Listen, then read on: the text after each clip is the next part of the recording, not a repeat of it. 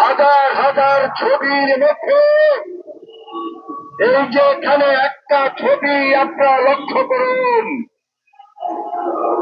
এই ছবি কথা বলে। এই ছবি শেষ ছবি ছিল না। যাদের মধ্যে মানবিকতা নাই, মনুষ্যত্ব নাই, যারা এই ধরনের অত্যাচার নির্যাতনে আজকে যারা লিপ্ত রয়েছে, এরা মানুষ নয়, পশুচ্ছে। তাই আজকে সারা বাংলাদেশে দাবি উঠেছে, এই গণহত্যা বন্ধ করতে হবে। সারা পৃথিবীতে মুসলমান একত্রিত আছে, এই বর্বরচিত হামলা বন্ধ করতে হবে। বাংলাদেশের ওয়াদায় বাসেকরা, বাংলাদেশের সকল মানুষ, 18 কোটি মানুষ ঐক্যবদ্ধ হয়েছে, এই গণহত্যা বন্ধ করতে হবে।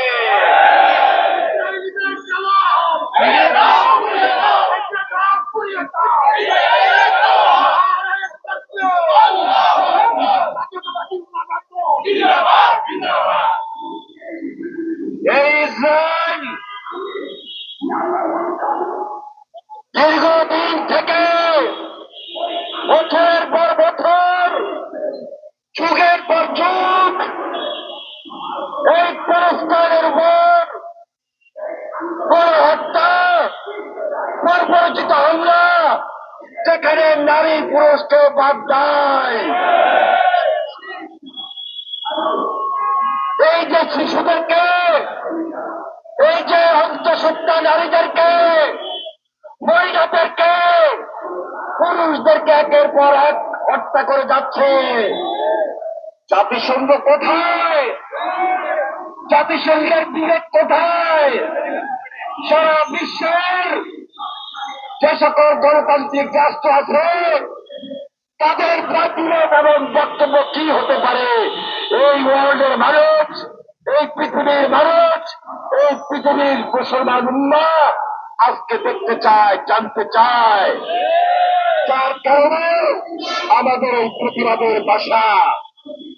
আমরা জানি, আমরা এখানে বসে একটা মিছিল করলে শেষ হয়ে যাবে না এই হত্যাযজ্ঞ।